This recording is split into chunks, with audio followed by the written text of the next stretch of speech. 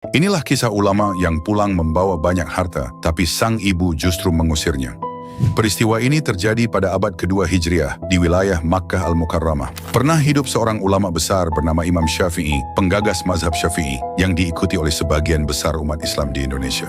Beliau lahir dalam keadaan yatim. Ibunya, Fatimah Al-Azdiyah, membesarkannya dengan penuh kesabaran. Mereka hidup dalam kemiskinan yang ekstrim, hingga Imam Syafi'i kecil harus mengumpulkan potongan tulang, pelepah kurma, dan tembikar pecah untuk menulis pelajaran karena tidak mampu membeli kertas. Ketika Imam Syafi'i memutuskan merantau ke Madinah untuk berguru kepada Imam Malik, ibunya melepasnya dengan sebuah pesan. Pergilah nak, tuntutlah warisan Rasulullah. Kita bertemu di akhirat saja, jika dunia tidak mempertemukan kita. Bertahun-tahun Imam Syafi'i berkelana dari Madinah hingga Baghdad, hingga beranjak dewasa dan menjadi seorang ulama yang kecerdasannya luar biasa. Kemampuannya dalam sastra serta hukum Islam membuatnya sangat dihormati. Banyak orang kaya dan penguasa memberinya hadiah sebagai bentuk penghormatan. Singkat cerita, setelah perjalanan panjang menimba ilmu, Imam Syafi'i memutuskan pulang ke Makkah dengan membawa puluhan unta yang memuat emas, perak, dan kain berharga hasil pemberian yang halal. Sesuai adab sebelum memasuki kota, Imam Syafi'i mengutus seorang untuk menemui ibunya dan mengabarkan kedatangannya. Utusan itu berkata kepada sang ibu, "Kabar gembira, putra Anda, Imam Syafi'i, telah kembali dengan membawa kesuksesan dan harta yang sangat banyak hingga memenuhi lembah." Mendengar itu, sang ibu menjawab dengan nada dingin,